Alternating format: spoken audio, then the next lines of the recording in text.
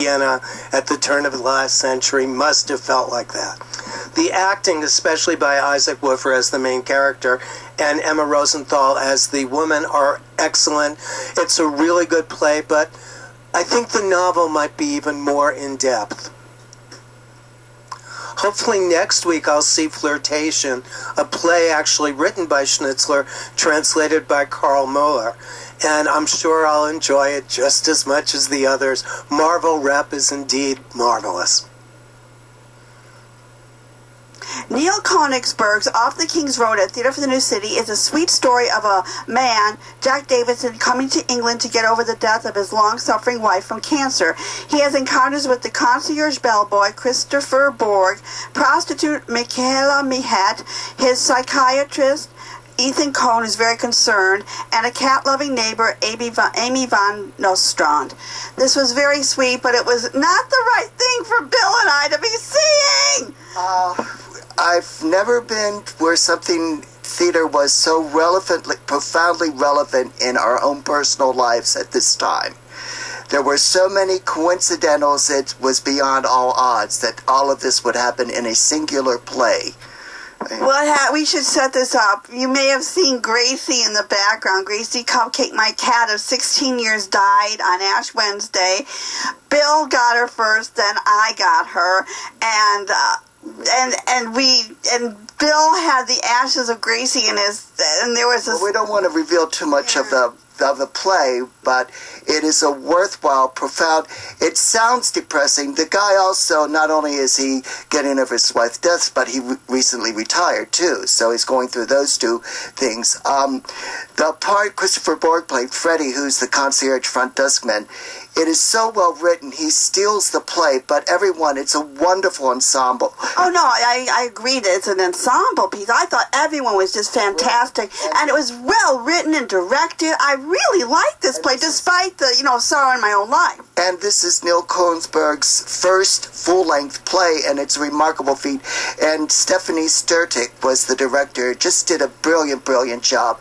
You have two more chances to see it on Saturday, today, at 3 o'clock, and then tonight, Saturday, the 23rd at 8. So if you can get over to Theatre for the New City, do so. We are airing this on Saturday, February 23rd at 1:30, we should add, because there might be other times we're showing this show that it might have closed already. We don't know.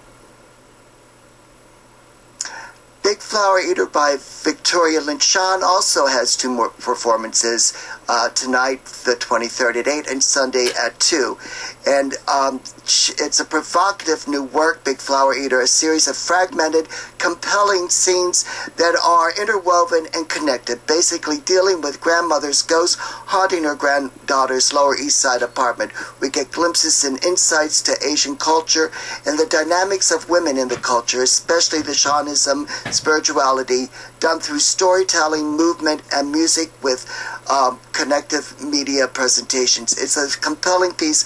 I highly recommend seeing. The cast is wonderful.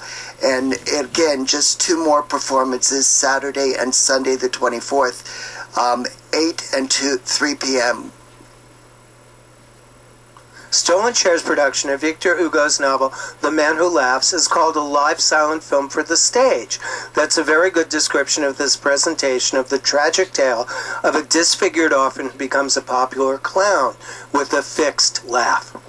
The beautiful blind girl he grows up with, the kindly ventriloquist who brought them both up, and the bored aristocrats who intrude into their lives. Jacqueline Schaefer and Stephanie Cox-Williams developed grisaille makeup, which conveys the look of silent films for a live stage performance. While somewhat mask-like, the makeup allows the performers to create the non-naturalistic, over-life-size emotions needed for this tale. All the actors in the company were extraordinary. Noah Schultz plays the clown as a boy. Dave Droxler plays the grown man. Molly O'Neill is the blind girl. And John Froelich is the kindly old man. They are unusually moving. Rebecca Whitehurst and Rafe Baker, other bored upper crusters, are wonderfully vampy and foppish. Writer Kieran Ricky's intertitles are both informative and droll. John Stancato's direction keeps the show moving and delightful. Eugene Ma's piano playing, wonderful. It really makes you feel like you're at a silent film. Helps shape the grand emotions. While I generally abhor sentimental clown stories, this show was brilliant and I loved it. Yes, we are both giving this one a major happy face. I mean, it was just Eugene Ma. He just had the music in his head and just sort of composed it on the spot, because sometimes things got stuck, and he was able to, with his music, keep things going. And there was subtitles.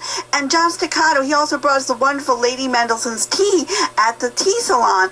I mean, this company is so inventive and clever and fun, and all the critics are just raving about it. It's not just getting audience word of mouth. The critics are telling their compatriots, please don't miss this. This is one of the best things you're going to see this year. This is going to make the top 10 in December 2013. In Food Acts, we're presented with over 30 excerpts from literature about the subject of food. There's a great variety here, everything from Dorothy Parker to the Bible, Anthony Bourdain to Virginia Woolf. My favorites were Langston Hughes' depiction of an extremely surly counterwoman in a Harlem fish restaurant, Peter Hessler's memoir of eating rat meat in a foreign restaurant, and believe it or not, a solemn excerpt from the Iliad. These tidbits are well peppered with amusing anecdotes, and it's all well staged and beautifully acted.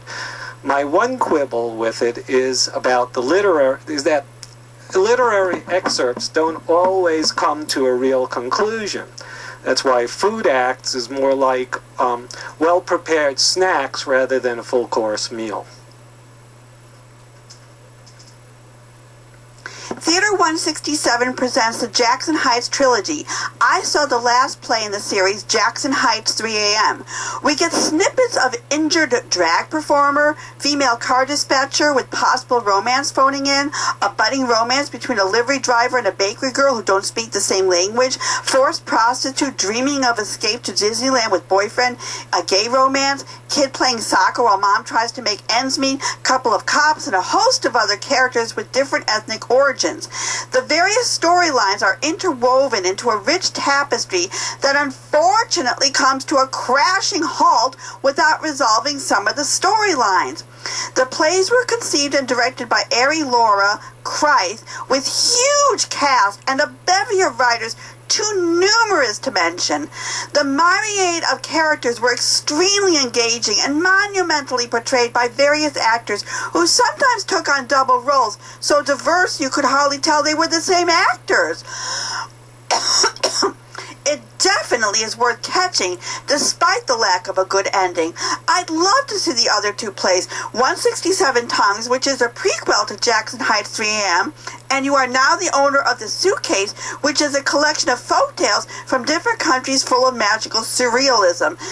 I'm going to go pay attention to this company from now on, and I'm excited. Saturday you can see all three plays if you want. La Mama and Untitled Theater Company No. 61 present Edward Einhorn's adaptation and direction of the Euripides tragedy from 2,400 years ago, Iphegenia and Aulis. This is the story of Agamemnon's decision to sacrifice his daughter Iphigenia in order to get the winds that will blow the Greek sailors to Troy, where they can engage in the Trojan War. He tricks his wife Clytemnestra into bringing the daughter, and, of course, it's not a happy scene. No mom wants her daughter to be slaughtered instead of married. There's also the brother of Agamemnon, Menelaus, whose wife Helen is the one who, is the cause of the war, and everybody's wondering, why does Iphegenia have to die? Why can't Menelaus sacrifice his daughter to get the wins? So it's very much about mob rule and the responsibilities of a leader of a democracy. It's an excellent play. There's rock music for the chorus, and it's very well done. It doesn't seem like a play that's been dead for 2,400 years. Davy Anderson's The Mark of Zorro, presented by the Scottish Theatre Companies at New Victory, is visible fiction which utilizes only 3 actors, Tim Settle, Denise Hoey, and Neil